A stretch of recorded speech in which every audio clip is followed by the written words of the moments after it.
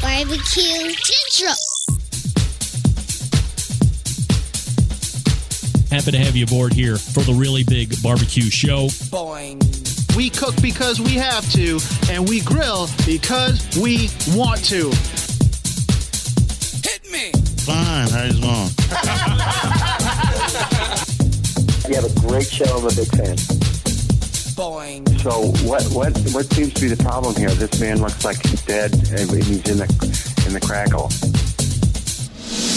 Chambono! It's all about the chambono, dude! Succulent fish. What? He ate 2 feet or wieners. Oh, listen, Lavernius, shut your face. I'm shaking like a dog shit peach seeds. We have top men working on it right now. Top men. And just like that, we are into the second hour. Welcome to the Barbecue Central Show. If you're missing, you missed the whole first hour. If you're just tuning in right now. What are you doing? What could be so important? Outrandish, which is part brandish and landish mixed into one. Outlandish. Let's say it like that. Don't worry, we're recording. Hour number 1 will be in the podcast feed starting a little later on this evening / tomorrow. Hour number 2 on Thursday. We'll get to Friday here in a second. Still to come on this show this evening, hardcore carnivore Jess Pryles will be joining us in about 13 or 14 minutes from now. Don't forget, you can follow me socially if you so desire. At BBQ Central Show on Instagram and Twitter, TikTok, at BBQ Central on Snapchat, / BBQ Central Show, Facebook and Twitch for live video feeds, / RD Rempy for a video feed on YouTube, where we have quite the active chat going on as well. Also, ad-free podcast feed experiences if you want. 2 different places to sign up for that. Patreon page, which is patreon.com / BBQ Central Show, or you can subscribe right in the Apple Podcast app if you so desire, or just do it as you normally have. Coming up on the best moments of the Barbecue Central Show in 10 minutes or less this Friday, episode 192, September 4th, 2012. This coming Friday, we feature one of the most ionic pitmasters in the Northeast and the country through the history of competition barbecue. Chris Hart from IQ was my guest back then, and we were talking about what was then impending Jack Daniel's World Barbecue Championship, and he was going to compete in it back in 2012. Team IQ, if you can believe this, Team IQ was going to the Jack for its 11th year in a row. Sorry as my hand is going over the Vortic watch there. 11th year in a row back in 2012 was going to be the number of trips that IQ and Chris Hart were making. A huge feat regardless of team or sport. Team or any sport. Not only that, they were a past grand champion of that event 3 years before, back in 2009. But 11 years for this event is not something that many, perhaps if any, have even matched or beaten.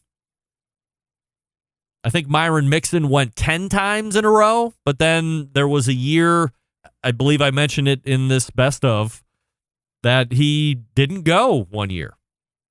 Chris shares with us what it was like to win back in 2009 and what it took, what kind of cook they had, and how a team should gear up to balance both the experience of the Jack properly while also not getting lost in everything that's going on around them and having them bite in the ass on game day when it comes time to cook. A great interview for those who are looking to get some Jack background. And really, a lot of that information that he shares 10 years ago holds true to this day. So definitely something you want to check out. Don't forget, if you want to hear a guest or some other type of segment that we've already done on this show, send John an email and request it, JON at thebbqcentralshow.com, and he will do his best to meet your expectations. Let me see if I can't set this up properly. Let me stop that.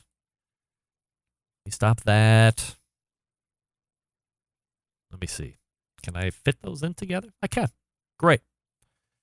So, is anyone else, last week I talked about cigars. I got poo-pooed on a lot about cigars. I mean, we found out that John Solberg rolls his own cigars, much to the dramatic praise to many of you. But I'm not talking about that anymore. Is anyone a horse racing fan out there besides me? Granted, I grew up around it. I'm a partial to it. For many years, we did the Triple Crown run-up with Harry the Horse, who may or may not be alive. I cannot confirm or deny that, but mostly because I haven't been able to get a hold of him, so I don't know if he's just out of touch or he's out of life. Time will tell on that. Look, Saratoga is the race course of the country, the oldest racehorse in the country. This past weekend, they ran the Travers Stakes. It was like the 160th running, it's a very long running race. All the best 3-year-olds show up for this. It's after the Triple Crown takes place anyway, so they're well rested, and here we go. Well, I don't know if anybody else was watching the races Saturday. This was the 8th race. During the Grade 1 Farigo Stakes, a horse named Ferenzi's Fire tried to bite, or as we would say here in the horse racing game, tried to savage another horse. I have the video right here. He's the guy right here on the outside lead. You can see my mouth hovering over him with the red and green hat. Now, as they start to come to the line here, look at that. That horse is trying to take a nibble out of the other horse. However, the inside the rail horse, not to be outdone, wins the race, if you can believe it. So once again, then they'll show, you can see it right there again. He's going after that horse. The horse's name, by the way, is Yopon. I've never seen that happen. As I was digging to see all about this stuff, would you believe me if I told you that as we go back in this is the same race, right? Yeah. Hold on. If we go back to 2018, a horse by the name of Ferenzi's Fire, where if you are now watching this screen, let me blow it out. He's in the middle now. You remember these colors, right? This horse that just bit the other horse as they were racing to the line. Well, a number of years ago, Ferenzi's Fire is now in a race for his life in the middle. Look at the horse on the outside as they start to run up towards the line. Now it's a 2-horse race. Ferenzi's Fire is on the inside, and you got this horse on the outside. Check this out as they start to draw near the wire. Look at this. Boop. The horse that just did the biting 3 years ago got bit. Look at this.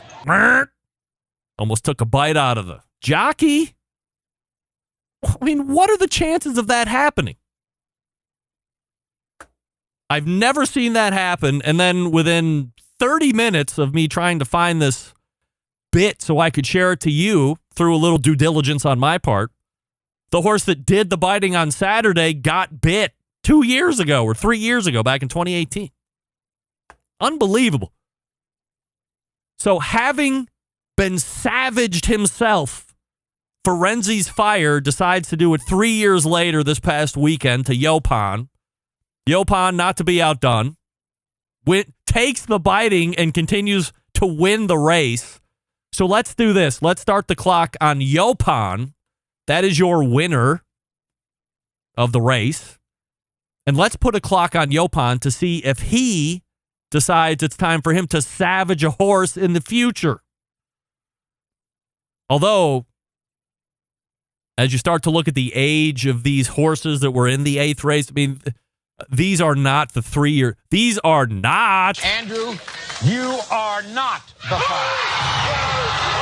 These are not the 3-year-olds that you saw run in the Travers Stakes. I think Ferenzi's Fire is 7 or 8. I mean, he's old. All those horses are old. They all have really good. I mean, it was a Grade 1 stakes race. I mean, that's a major stakes race. $600 and some odd $1,000 to be won. So it's a major race. But I think we need to now, because we have this history behind us that evidently nobody knew. No one would know. The horse this past weekend bites the horse that ultimately wins, but 3 years ago was bitten himself by another horse. This also seems to be done by the horse that's on the outside. So now we have to start tracking Yopan to see if 2 or 3 years down the road from now, he decides to bite another horse. And what will be spectacularly amazing if it does happen within the next 2 to 3 years is if Yopan and whoever he's going down the stretch, if Yopan is on the outside of that horse and does it. Can you imagine the intrigue? I can't wait to track Yopan over the next 3 years to see if he savages another horse. And if he does, I will really, really try hard to dig up Harry the horse or to get in contact with him, because then I think we've started to find some kind of a nuance in the horse racing industry that nobody knows about, where a horse gets bitten and then 2 or 3 years down the road, he returns the favor. And now it's developed into a thing. But enough of that. Let me talk to you quickly about Pits and Spits before we get to Jess Pryles. Since 1983, Pits and Spits has been handcrafting smokers and grills in Houston, Texas, and in that time establishing itself as one of the premier brands in high-quality offset smokers and pellet cookers. Setting itself apart by using heavy 7 and 10 gauge stainless in every cooker, fully welded construction that you can feel, 3 or 4 stainless roll-top lids and front shelves on every single smoker. Why does it matter? Well, by using high-quality materials, they reach and maintain temperatures, allowing you to worry more about the meat than the heat. And by providing a fully welded smoker, you don't have to worry about grease or smoke leaking out of the barrel, that grill rattling apart as you move it through the backyard. 3 or 4 stainless means it's an heirloom quality product you can pass down to the kids if you want. Now, where some companies focus on being a low-cost provider, Pits and Spits focuses on craftsmanship and quality. Materials are there cheaper ways to make these? Yes. But they don't like tack welds, cheap stainless, electronics that you can't trust. Ridiculous. Having in-house manufacturing gives them complete control of the design and standards. Not something you find with items brought in from overseas. Steel suppliers give you material to be used in some of the harshest environments. Also, their controllers are made right here. They have unimpeded transparency into the programming. Pits and Spits has a dealer network across the country. But if there isn't one close to you, all right, call Coy at the shop. Tell them I told you to call 844-650-6250. Whether you're a backyard grill master looking to cook steaks for the family or a competition team, Pits and Spits has a product for you. You can check them out on the website pitsandspits.com, all spelled out, or see their pits in the wild across social media with their handle at Pits and Spits. Jess Pryles is in the green room, and we will talk to her in just 1 second. Stick around. We'll be right back. You're listening to the #1 most downloaded barbecue and grilling podcast anywhere. The Barbecue Central Show.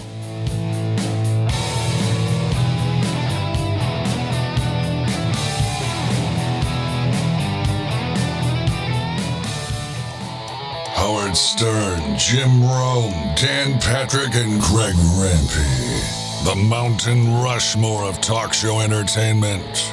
Now, let's get back to the Barbecue Central Show. Welcome back. This portion being brought to you by Pit Barrel Cooker, the most unbelievable outdoor cooking device on the planet. Currently available in 3 sizes. Whether you're a beginner, professional, definitely a cooker you want to add to the arsenal, visit pitbarrelcooker.com and tell them the Barbecue Central Show sent you. My first guest in the second hour, the CEO of the Hardcore Carnivore brand of products, also a spokesperson for a number of Highline brands, book writer, social media, internet sensation, and quarterly guest of, Barbecue Central Show guest, Hall of Famer, and quarterly guest of, let's get everything right. Oh my God. We welcome back friend of the show, Jess Pryles. Hey, Jess. Yeah, I didn't know that I was a Hall of Famer. You didn't know you were Barbecue Central Show guest Hall of Famer? I think you were actually in the inaugural class. Oh, well, I feel great about that. Thanks, Greg. How many other barbecue or Hall of Fames are you in? This would be it, I reckon. Yes! Here we go. You know what they say, one leads to many. So, look, for the folks who aren't following you on Instagram, I have become somewhat fascinated with the almost daily vlogging of those little tree rats in your yard that have amassed a picnic table, a pits and spits smoker, a kettle grill. Should I be concerned that these squirrels are going to be taking over your internet dominance at some point? Well, you say concerned. I get people messaging me asking for more squirrel content. So, Really? you know, tomato, am I right? Are they under the impression that at some point, like through osmosis, they're going to start prepping little squirrel-sized briskets or something? I mean, really, they just eat food and that's it. Yeah, they're super cute. I did some shuffling of the furniture on the patio and they haven't really been as frequent as I would like. But the funny thing is, Pits and Spits built me that squirrel-sized smoker. It's a fully functioning, like I've run it. It works. I've cooked steaks on it. My buddies and I have cooked steaks on it. But when I talk about it, people aren't sure whether it's like a smoker for the squirrels or a squirrel or to be smoked on the smoker, which is not what's happening today. Like put a squirrel on the smoker? Yeah, like put a squirrel on the barbie. Come on. Who's thinking? That's outrageous. I thought it was very cute that Pits and Spits was inspired enough to make a squirrel-sized cooker. Very nice. Oh, Ryan was so happy to hand it over. It was a real joyous moment. I can only imagine. Jess, you want to play a game right off the bat? Sure. All right. Tell us a little bit about yourself, Jess. From Australia. I have a line of seasonings called Hardcore Carnivore. All right. It's my anniversary tomorrow. Look at you. And, yeah, there you go. And I hate bananas. All right. I'll let that one go for now. No? We might circle back to that. Let's not. Question right off the rip here. Yes or no? Have you ever heard of the website Smoked Barbecue Source? No. Final answer? I don't know that I'm the best person to ask this. Final answer? You're killing me. Can I phone a friend? No, I you mean, weren't ready for that. It's really you? not that in depth, right? No. Yes, final All answer. Right. Jess Pryles answers no to has she ever heard of Smoked Barbecue Source, and she's right. She's never heard of Smoked Barbecue. I mean, of course you're right? I mean, you know. Have you really never heard of it? So here's the thing. I know there's some amazing websites out there with resources. I don't frequent them because I have my own site, and I feel sometimes when you focus too much on other people's sites, you can dilute your own information. So I just keep the blinders I've on. been secretly just trying to ask that question to folks because Derek Riches did an article on popular barbecue websites. And typically the folks that I hang out with, the first thing they're going to say is, you know, like AmazingRibs.com or, you know, Meathead was third on the list. First was Hey Grill Hey, and then second was the Smoked Barbecue Source. I had never heard of it. Derek said he had never heard of it until he ran this article. So now I just randomly ask folks that I hold in high regard in the industry if they've ever heard of Smoked Barbecue Source. Here's the kicker. Smoked Barbecue Source is from where? Yeah. Australia. Believe it or not. Is it just like a link tracker thing? No, it's like a link circle. I mean, I don't know how to explain it. And I mean, no offense to Joe Clements, who's the owner. He's been on the show. I mean, I've talked to him a number of times, all this stuff. But, you know, as for name recognition, it's just not there, you know, for a lot of folks, I guess. But I would akin his site to an AmazingRibs.com. There's a lot of beginner basic stuff. There's a lot of product review stuff. Sounds like it's a real source. Yeah, so it's a smoked barbecue source. You will. There you go. All right, stand by for this. A Barbecue Central Show exclusive news update. Welcome to the breaking news desk here in Cleveland, Ohio, where we break all of the live fire breaking news that is breaking across the land. And I am here to tell you, folks, that Hardcore Carnivore, if you didn't know, has a new rub out. It's called Tex-Mex. How about that? Yay! So let's talk about the Tex-Mex seasoning that you have recently launched. And for the folks that aren't aware, and if I forget one, please correct me, Black Rub was the, let's call it the flagship launch. Then you had Red. Correct. And there was Amplify. Then there was Michelada. And now... There was Camo. Oh, there was Camo and then Camo Michelada? before Michelada. Okay, Camo, then Michelada, All right. and now Tex-Mex. So we have two different questions here. Okay. Why Tex-Mex? And then after that, how do Michelada and Tex-Mex differ from each other? Good questions. Thank you. Both answerable. Why Tex-Mex? I come up with seasonings in terms of what I would use in my own kitchen. I live in Texas. I love Tex-Mex food. I love Tex-Mex flavors. So that was it wasn't a real stretch. So instead of sitting down there with like a whiteboard and a whole bunch of suits and going, where are we going next? Where's the market trending? How are we doing this? I go, what will I use most of and therefore be able to genuinely recommend and genuinely show people how I use it in my kitchen. So it was a Tex-Mex. The difference between Michelada and Tex-Mex, I can understand why that confused a lot of people because Michelada is our chili lime seasoning that was done in partnership with Lone Star. That's kind of like a beer salt / carne asada situation. Michelada is a true chili lime. So really earthy chilies, real lime juice, but not much else. Tex-Mex is a full-blown taco and fajita seasoning, so you'll get a lot more cumin in it. There's I+G, which is like an MSG alternative. So it's a flavor enhancer that's natural without freaking out people who don't like MSG, who don't really have any reason to legitimately dislike MSG. Was that hard to find? No.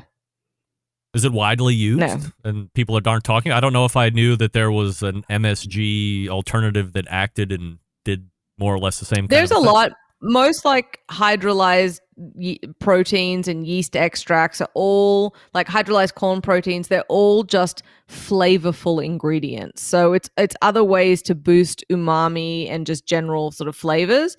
And then, I mean, salt acts in a similar way in that it opens your taste receptors to be able to be enhanced to flavor. Mm-hmm. So I+G does that too. Most good fajita seasonings will have some kind of MSG in them, but you know, it is important to a lot of people to have that sort of cleaner label. So we went with an alternative. Point is, I've been really excited about it. Everyone who's received it, I know you have too. I don't know if you've had a chance to cook with it yet, Yes, I but have. everybody has had phenomenal feedback, which is really exciting because there's something quite special about sharing like, hey, I really like this and I want you to try it. And then someone else going, oh, I really like it too. You know, it's very gratifying. So I'm not a huge at-home Mexican food maker, and I am going to maybe not share everything I do from a Mexican thing for fear of ungodly backlash. But look where I'm grown up at. I mean, I'm upstate New York, by and large, moved to Cleveland, middle school, high school years. And I mean, Cleveland not necessarily known as a Mexican food hotbed, as many people will attest to that, of course. So, like, for instance, you sent it to me, and then I think the next couple days, we browned some ground beef, and where we would typically break out the El Paso taco kit, let the crunchy taco shell slander occur and the emails commence. No, nothing wrong with that. I said, hey, F this. Let's go ahead and try this Jess Prile stuff. And so we just kind of seasoned to taste. And it was, so there was some familiar things going on with it, but then there were upgrades in the taste as well. And it was, you know, a much easier process as well. We used some decent ground beef, and everybody. But I love the way you good. described it. Yeah. I like that. It's like it's got the full leather interior, it's got the electric sunroof, you know, it's got the drop down running boards, and that's what you want in a rub and a seasoning. You know, you want the upgrades. And I just want to make sure that I'm using it properly. So there, I mean, what have we come to realize about rubs? They might be made with some intent. However, it is widely recommended that you let that freak flag fly when it comes to trying it on other stuff? Like, what else have you tried it on that might be a little outside of the box that works? Usually I'm all for that. In this case, you did exactly what I intended, which is get rid of that foil packet taco seasoning and use this instead. Some of the times those can be quite old, and we know that spices lose a lot of their pungency. And also, as with anything, we do use more expensive spices, and you can taste the difference. So I used a lot on carne asada, which is a fancy way of saying put it on some skirt steaks and then grill them, and then cut them into small pieces and put them in a taco. Your choice, crispy, soft, doesn't matter. It's your right to taco, and it's your right to choose. And fajitas and tacos would be the main thing. I think you can do really easy dips, especially as we come into tailgate season. So like a cream cheese and a sour cream with some of the Tex-Mex, and you've got a taco dip, essentially. You could throw some ground beef in there if you wanted to. I've just thrown up a recipe for a queso that includes it as well, which is that beautiful Tex-Mex cheese dip. So that broke the internet over COVID last year. Yes. That one. Yep. But this one's better because it's got Tex-Mex in it. We've had discussions before about how cognizant you are of the brand and that you won't just release stuff to release it. And certainly I'm not breaking any news by saying this isn't the only Tex-Mex seasoning that's out on the market. So as you're looking at all the other stuff that would be technically competing just because it might have a similar branding or name, how do you differentiate yours from the rest? That's another great question. Obviously, they pay you the big bucks for a reason. They do. Seriously, so they do. So it's interesting because I started this thinking, I'm just going to have one or two and that's it, because this is what I want to put out there. I want to put something quite different out there. And I do stand by all the seasonings being very unique. But what happens is, Hardcore Carnivore has its own dedicated following, and including me at home. And it's like, well, but I why am I using another brand like an Old El Paso for a fajita mix or a taco mix, or even, stuff that I brought home from Mexico, when I should be using my own? Can I make it taste better? So what we've been pivoting to do, what I've tried to do now is, like I said with this Tex-Mex, is I use this. Can I do a version of it that's going to be better than what's out there now? Because I know that Hardcore Carnivore fans will also have call for it too. So that's sort of how we're moving forward now with the new flavors. Are you familiar with a Mexican dish called chori pollo?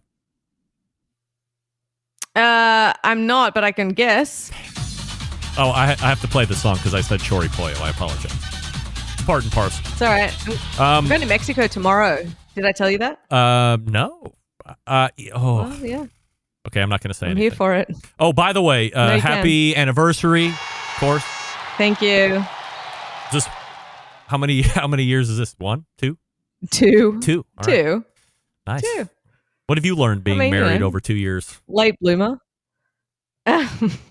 That I'm not going to win every argument. Is that what you went into thinking? You were going to win every argument? Yes, because I'm usually very convincing. Yes, no doubt. Where are you going in Mexico? Like someplace you've been before? I'm not asking you to give the specific place, but is it someplace you've been before, or are you branching out? No, so I'm going to Oaxaca, and I'm very excited about it because this is part of sort of what feeds me as a cook and just lover of food. So I'm going to explore new flavors and just be inspired and eat at the markets and take lots of Pepto-Bismol just in case. So chori pollo is, of course, you could surmise the chicken part of it, but it's also, as you might be able to surmise, chorizo sausage. And it's kind of put those together. Yeah. So, and then it's served dish side of the Mexican rice, side of the beans. And then it's got, where I'm at, they only give you 3 of the soft tortillas wrapped in aluminum foil. I don't know why it's 3. They give you enough for at least double that. And then I got to look like a fat F when I say, can I have more, please? And they're like, oh, sure, you're fat. But it's delicious. But when I was originally bringing this up to Sam, the cooking guy who lives in San Diego, and boy, do they really think that they're Mexican food experts over there because they're so close to Tijuana. I mentioned this. He's like, chori pollo. And he scoffed at me. And he said, no self-respecting Mexican restaurant would ever serve that. In fact, they're laughing at you in the back when you order it because it's not even a real thing. Would you try it? Yeah, I would try it. I think that's more authentic than the Tex-Mex restaurants here have hamburgers on the menu. Like real hamburgers? Like on the kids' menu. Yeah. Huh. Like a kid's going to walk in and go, oh, sorry, I don't like cheese enchiladas. Give me a hamburger. That kid shouldn't even be in that restaurant. Yeah. Outrageous. Come on. Is this going to be the end of the Rubs offerings for you? No. Or are you in constant motion on this stuff? Yeah, I am now. We actually are going to be bringing out a limited edition holiday rub this year. Does it have nutmeg in it? It doesn't. It does. It's not pumpkin spice.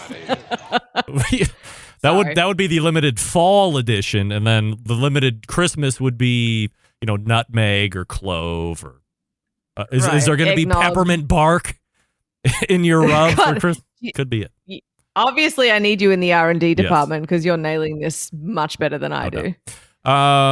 So let's talk about the most recent thing that you did with a sponsor of this show, Smithfield Fresh Pork. So you did some videos with it. I'm always interested in how relationships are struck. So is this the thing where Smithfield reaches out to Jess, or have you had a working relationship with them and you're just continuing on with that? What's that whole thing look like? This is a new relationship for me. So they reached out to me to work together, and just because of the timeline, it's been a little slow, but I am one of their stable of people. They have a whole bunch of barbecue pit masters, and we've kind of tried to pivot away from using that phrase, not because of the gender, but just because I think it's really important to kind of open up to not just be a pit master when we talk about pork or live fire cooking. There's lots of different ways you can do it, and you can grill and asada and all that kind of stuff, and it doesn't necessarily come under the guise of pit master. So I was in Chicago filming a bunch of content for them, which was really, really exciting. And yeah, they've been wonderful to work with so far. Is this stuff that we're going to see come down the pike from a finish standpoint, or is this all going to be used internally or for whatever else? Or it's actually going on their Facebook group. They have a Facebook group that you can join that's sort of specifically catering to live fire and barbecue recipes, and that's where you'll find it all. Are you going to be at the KCBS Smithfield World Championship thing in a couple months? I am not on this occasion. They have some wonderful other representatives who I'm sure will be flying the flag there. Sure. Okay, I'll believe that. Did you get to eat anywhere good while you were in Chicago? Because quite frankly, I did it. It is my assertion that Chicago is not only a great food town, but it might be top 3 food town in the nation. I know, and I really squandered an opportunity. I was literally in town for 24 hours, including 3 hours on the tarmac at O'Hare. So only 3 hours? So I did it right.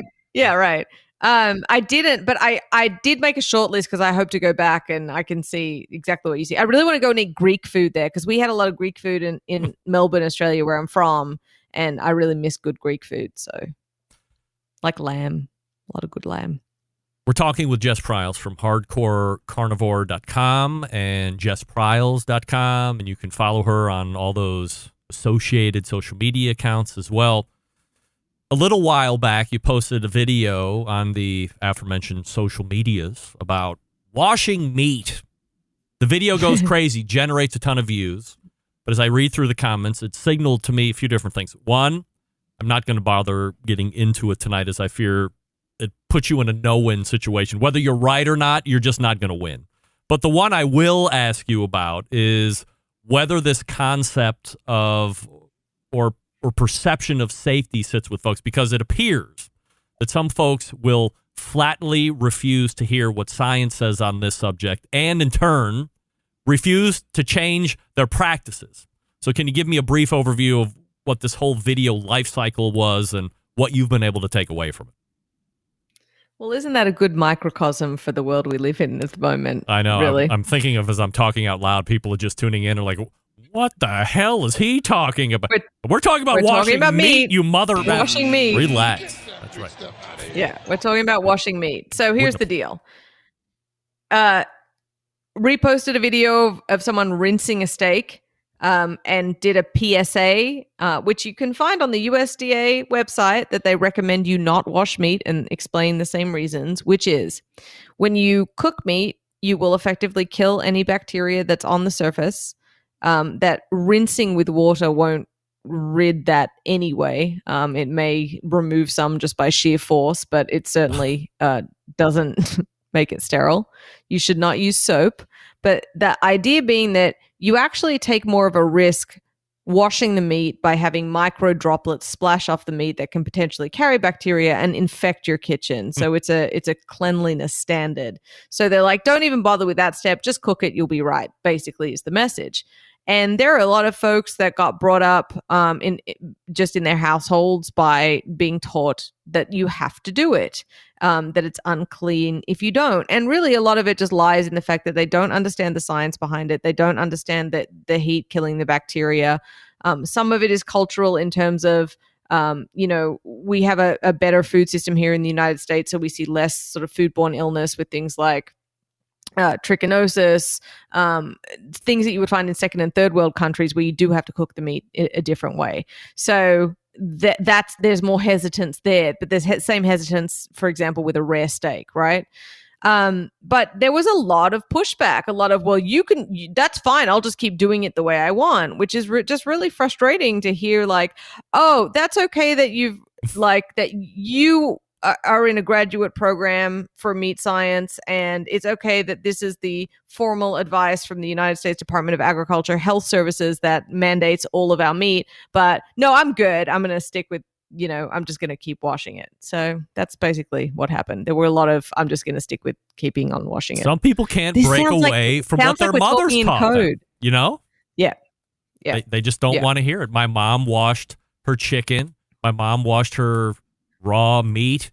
By the way, if you go back through the history of the show outside of this conversation that we're having, and this would be years ago, you can find a segment with me and Meathead from AmazingRibs.com where he flatly says, do not wash chicken underneath the sink. It will spray those nasties all around your cooking utensils and countertops, and you will be doing more harm than good. So just don't do it. Bust out the paper towels, get the slimies off if you want, and but don't put it underneath the sink. So, back in here we are in 2021, and you're echoing the same sentiments and still getting the same kind of pushback. Really weird. Mm-hmm. It's super weird. A lot of people also said that they're like, well, I don't wash it with the running water. I just immerse it in a thing of cold water that also has lime juice and lemon juice in it, which is just a waste of lime and lemon juice, honestly. Maybe they were trying to go get in your margarita. A quick marinade. Also washing with a quick marinade, and then just go ahead and drain that sink. And I'm sure they don't wash it out after that, but who cares? Do you want to answer some Instagram questions real quick? Yes. All right. Wonderful. This one Make them good, though. Well, I can only ask them. I'm not the one making the questions up, so let's hope. Okay. All right. This one sent in from Jay Wheelie 3. That doesn't sound weird. He asks you, Jess, what's the number one thing you must do to ensure a moist brisket?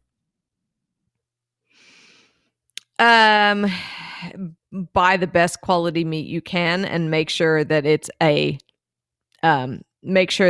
packer cut. I don't think that you'll ever have a truly moist flat that's cooked by itself. It needs to be a certain size to happen. That's the one thing. Does it have to be wrapped? Yeah, you're right. Okay, so that's it. You've answered it. Next question. I mean, I can go into other tips, but yeah, well, he was very specific. Let's just answer his question, right? That's the number one thing. Next question. At Northern Lights BBQS, Jess, do you have different / specific uses for lump charcoal and briquettes? I only use briquettes. For two reasons. One, I'm sponsored by Kingsford, which is important to disclose. But two, I chose to engage in that sponsorship because I found myself only using briquettes at home because it's a much more reliable and consistent burn. So I know how much heat I'm getting. I know how hot it's going to be, especially when you're in a position where you can be asked to cook on the road and cook on an unfamiliar grill.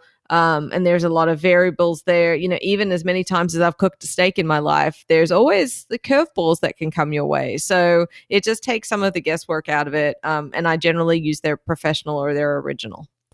My name is not Jess Northern Lights Barbecue, but I use lump for high heat grilling and I use briquettes for overnight cooks. Thank you. At MacTechie asks, Jess, what's your favorite lesser known thing to barbecue or live fire cook? Oh man. I don't think it's lesser known anymore. I feel like it was tri-tip, like smoked tri-tip to medium rare for a long time. Don't come at me, Californians. I'm not talking about it the way that you do it. I thought you were going to say lamb, to be honest. Yeah. So I feel like also you say that I'm about to experiment with doing a whole lamb soon. I'm just trying to logistically manage that, but I do want to smoke a whole lamb. Just a lot of weird steaks, like a lot of inside skirts, outside skirts, bavettes, love carne asada, anything like that. But honestly, I do feel like I was at the crest of the wave of the medium rare 1 hour smoked tri-tip. I started doing it. I remember showcasing it in 2018 at Beef Australia, which is a huge literal beef conference that happens there. We cooked up, 250 of them. And I've been doing it for a long time as that sort of showcase piece because it's a great example of like how to use a smoker with a quick cook. So I'm a big fan of that. You can find those recipes on my website and hardcorecarnivore.com. Want to play a game to end the show? Yeah. Obs. Between these two, which is the best Pantera song? Cemetery Gates or This Love? Cemetery Gates. Riff, riff, riff. Riff, intro, riff, bridge, up, down, feelings. Final answer? Yep. Cemetery Gates, lock it in. Between Cemetery Gates and This Love, Jess Pryles says Cemetery Gates is the best Pantera song. Oh, so close. Of course it is This Love. And there's just no two ways about it. But you were very close. You were very close. Except that Drag the Waters is better than all of them, but whatever. We were cool just story, choosing Greg. we were just choosing between these two, no doubt about it. Anything else going on before I let you go you'd like to promote or potentially wet our whistle with? Do keep an eye out for that holiday seasoning. We can't talk exactly about what it is yet, but it'll drop within the next month on hardcorecarnivore.com. And I'm actually really excited about it. I think it'll be great, especially if you're into frying. That's all I'm going to say. But yeah, no, thank you. It's always a pleasure to be on here. Sorry, we had some technical difficulties with the last one, but you ask great questions and it's always a fun time. So I'm glad to be a Hall of Famer. Well, the good news is, like in 3 weeks, you're turning right around to do it again. So yes, strap in and get ready for more live fire talk. All right. Awesome. All right. Thanks for coming on. There she is, Jess Pryles right there. JessPryles.com, hardcorecarnivore.com, and follow her on all her social media haunts as well. Very entertaining follow. And by the way, if you're in the mood for recipes, don't say, hey, do you have a Go to the website first, JessPryles.com, and search her recipes. And if she hasn't done one, I guess make a suggestion. But search first before you ask. I would imagine she's probably done a take on whatever you're asking her to make. Thanks again to Jess Pryles. Let me talk to you quickly about Green Mountain Grills. 2 lines to choose from. A choice line and a prime line. Yes. Now the choice, you want to save a couple bucks? All right. You don't need Wi-Fi connectivity. You don't want to control the grill through your app or have internal meat probes, things like this. Fine. Choice is what you want. They have a Daniel Boone size. Knock your socks off. Now, if you want to spend a couple extra $100, because you want Wi-Fi connectivity, because you want to be able to control the grill through the app that they have. You want 3 different sizes. All right. The Prime comes in peak and ledge. They also have a portable version called the Trek. So you can take that into the impending tailgates that are coming up. College football season starts this weekend. Week after next, we have NFL. That's going to be tailgate like crazy. You can take that Trek wherever you go. You can plug it into the 12-volt in the car, and away you go. You have wood-fired goodness through the pellets, and you're really not sacrificing a huge amount of capacity for the portability. Now, if you want something on the back deck or the patio or whatever you got, the peak and the ledge will fit your bill. Peak in windows on the main cooking chamber. On the pellet hopper, they have 2 internal meat probes, and again, you have all the Wi-Fi and app connectivity that you want. Plus, those 2 will accommodate the pizza oven insert. So that's something really fun that if you get either of those, because they will accommodate them, it's great fun. Pizza with the family every Friday, if that's what you like to do, no problem. GreenMountainGrill.com, sold through dealer networks, so find one near you. Go to GreenMountainGrill.com. Get educated by the dealer. Take the right one home with you, and get that pizza oven insert. You'll thank me later. All right, we're open the rest of the way, so if you would like to jump in, you want a phone call, you want to do any of that, 216-220-0966. You can also email me if you would like, Greg at thebbqcentralshow.com. Stick around. We'll be right back. You're listening to the #1 most downloaded barbecue and grilling podcast anywhere. The BBQ Central Show.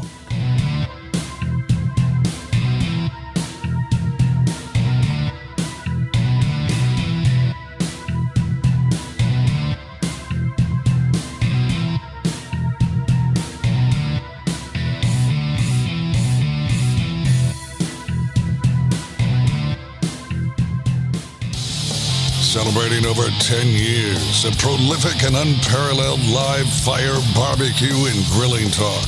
And yes, it's still being done from Cleveland, Ohio. You're listening to the BBQ Central Show. All right, we are back. Speaking of Smithfield, they sponsor this segment. Smithfield.com is the place to go for grilling season recipes. Grilling season's all year long, folks. Doesn't matter if you live here in Cleveland with me or wherever the hell you live. Do it all year round. You can get tips from folks like Chris Lilly and Darren Worth, Ernest Cervantes, Charles Criddle, and it sounds like Jess Pryles as well. Coming soon. Mouth-watering flavor, no artificial ingredients. Smithfield fresh pork, quite simply the finest pork money can buy. It is the trusted choice of World Championship pitmasters for use at competitions and at home. So there you have it. Where am I? Here it is. So where are we going? Well, of course, we're going to give you a paragraph or 2. We're close now. We're a little bit more than halfway through. Processing, Cooking, and Buying Horse Meat for Human Consumption by Leon Kennedy, of course. We know that. Not Kennedy, Kenny. That's what I meant to say. We talked about T-bone steak last time. We talked about top round and top sirloin last time. And this week, we're going to be talking about roasts. Of all horse meat cuts, the roast is the most difficult to prepare with consistent success, possibly because most cooks attempt to prepare it as if it were beef, and oven temperature for beef are much too high for horse meat.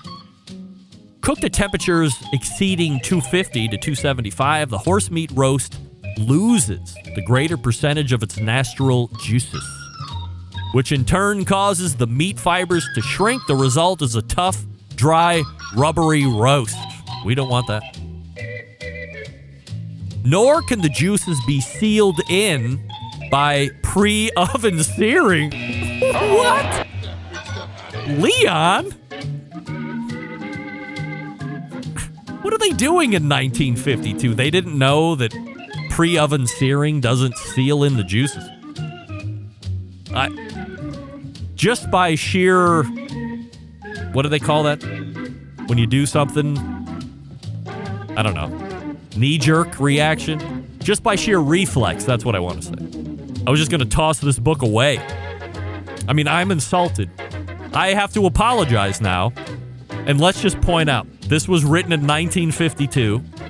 We know through science, searing does not seal in the juices of any meat, beef or horse or otherwise. However, I will continue to read and rephrase. Nor can the juices be sealed in by pre-oven searing. The pores of horse meat do not sear closed like beef. On the contrary, unless the piece of meat has an unusual amount of natural fat, searing seems to open the pores of the meat even more, allowing the juice to escape more quickly and completely. Horse meat, before processing by the butcher, contains 7.1% less fat than beef. After processing, a horse meat roast contains virtually no at all. Certainly not enough fat to ensure successful cooking under customary cooking methods. In some areas where local laws do not prohibit, the butcher may lard a horse meat roast with strips of beef suet, grind beef suet into his ground meats, and work beef suet into his cube steaks.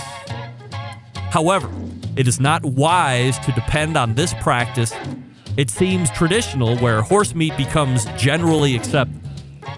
That local laws are soon enacted prohibiting the horse meat butcher from handling anything but horse meat, even to the extent of forbidding the use of beef suet. This is anything but enlightened legislation. Unfortunately, it is a fact that must be taken into consideration in any discussion of horse meat cookery. We continue. Thusly, in a general way, there are three primary rules for consistent success in roasting horse meat. 1, low temperatures. 2, artificial sealing of the meat pores to preserve the juices in the roast. 3, introduction of fat into the roast. The following sections on roasts and their comparative goodness will include a number of suggestions by methods by which the horse meat roast can be properly prepared. Folks, that's all I can share with you today. Next time around, we'll get into oven roasts, rolled top sirloin roasts, rolled sirloin tip roasts, and then cooking the roasts. I mean, have I given you enough to talk about? You gotta be kidding. And then there's this. California man allegedly pleasing himself when he crashed into 2 cars. A California man was allegedly self-loving himself behind the wheel, leading to a car crash this past Monday morning involving his vehicle and 2 other cars, Fox affiliate KMH reports. The 31-year-old man crashed his car near Marketplace at El Paso Shopping Center around 10:15 a.m. after he is said to have started loving himself while driving around the city of Fresno. The man then got out of his vehicle, walked away from the scene of the accident. He was detained after being found by Fresno County Sheriff's deputy at a nearby Dickey's restaurant. You see, that's why we're folding it into the and then there's this portion of it. I would have given it no party otherwise, but because there is a barbecue restaurant called out, it is barbecue news. Police said there were no injuries reported. The man was transported to a nearby hospital but was also cited for misdemeanor hit and run, everybody. Get that big stuff out of here. What? Indecent exposure, didn't want any of that. Some kind of misdemeanor self-sexing. That's not a violation. You cite him for hit and run, but the story regales self-pleasure a number of times. As part of its 2019 self-pleasure report, the sex toy company Tenga, which everybody knows, conducted a study where they surveyed 10,000 adults from 9 counties and their self-loving habits. Researchers found that 6% of male respondents admitted to pleasing themselves while driving, compared to 2% of women. Hey, 6% of you people, or 8% in total between men and women. What the hell are you doing while you're behind the wheel? Stop that. You're going to hurt somebody. Or worse, not hurting somebody and having somebody see what you're doing, call the cops, and you're going to jail, loser. Look, I'm not getting down on folks who are getting down on themselves or with themselves. Do it at your house with the door closed, in the privacy of wherever the hell you should do that. But don't do it behind the wheel of a car. Weird things can happen. People can see you. Phone calls can be made, and you can end up in jail, where you're not going to have to worry about self-pleasuring. You are going to have to worry about something else, though. Watch out.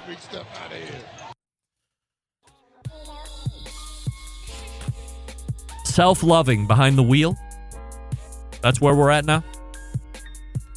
8% of you in 9 counties in California are doing that, according to the Tenga study, which, of course, I immediately call into question. Hey, Big Poppa Smokers is the one-stop online shop for all things barbecue. A curated selection of only the best outdoor cooking and grilling supplies will get you on the path to better barbecue results in no time. Known for the championship rubs and seasonings, popular flavors like Sweet Money, Cattle Prod, Cash Cow, all proven winners on the competition circuit, and in the backyard, offering 13 perfectly balanced flavors that will transform ordinary meals into extraordinary meals. Also, if you're looking for new sauces to try, why not try Granny's Barbecue Sauce? They're the owners of Granny's Barbecue Sauce, a traditional and powerful flavor reminding you of why you fell in love with barbecue in the first place. Not only do they have Granny's, they have many other award-winning sauces as well over at the website, and they're selling cookers. If you're looking for a versatile smoker that's easy to use, check out the Mac 2-Star General Pellet Cooker.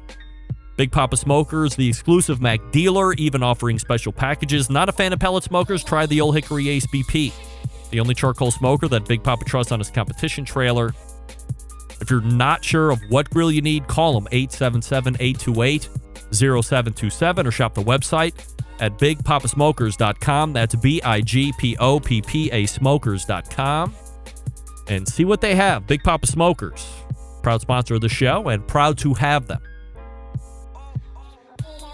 All right, we're back to wrap the show. Stick around. We'll be right back.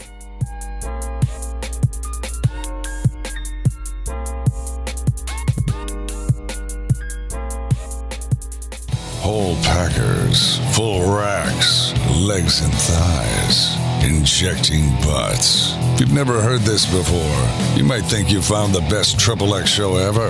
Let's get back to the most homoerotic host out there today, Greg Rempe. All right, we are back. And this portion is brought to you by Vortic Watch Company, a small batch custom and watch manufacturing vintage restoration company located in northern Colorado, taking antique American pocket watches and turning them into wristwatches just like this bad boy. Their mission, preserve and enhance the legacy of excellence in America. In order to do that, they combine traditional and cutting-edge technology to create unique, quality, functional timepieces with exceptional value. Here's the coolest part. Each watch that they make is unique and one of a kind.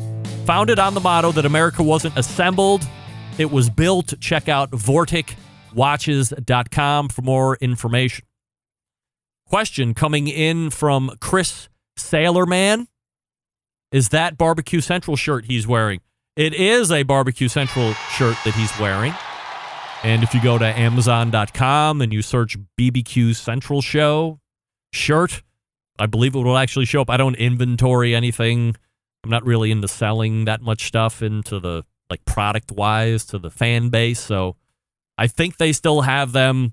I make zero money. I made sure I priced them at zero profit to me. So whatever the price is, that's the price that they're charging me.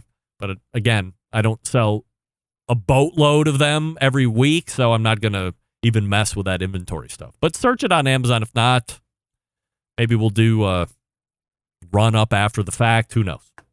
All right, let's go ahead and get out of here. All the way back in the first hour, we talked with first-time guest and owner of Nuke Grills, Matt Brothers, nukebbq.com. That's N-U-K-E, like nuke. nukebbq.com. Then we talked with Tim McKeska. He broke it down for us on why brisket prices have been so high, and supply and demand, and the history of it, and what the outlook is currently, how you as a consumer to protect yourself on best prices and how to get them. And he was offered a top man gig, but denied it. Nice. Second hour, Jess Pryles from JessPryles.com and HardcoreCarnivore.com talking about the Tex-Mex rub, bringing other rubs to market. There's going to be a Christmas rub that's going to be coming out that's limited edition. We also talked about washing meat, why you don't want to do that, but why people were giving her a tremendous amount of blowback on it. And while she was really close at picking the right Pantera song, she picked the wrong Pantera song. This Love is Better Than Cemetery Gates, but it's close. Big show planned for you next week. We will be in September, if you can believe it or not. Technically starting tomorrow, but next Tuesday we'll be full-on into it.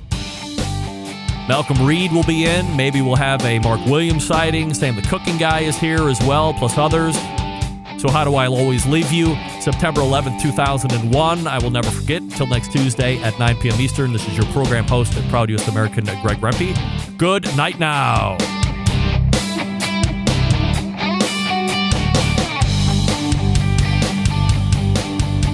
Hi, this is Jeff Stone of Grandpa's Pride Barbecue from the Panhandle of Florida, and you are listening to the Barbecue Central Show.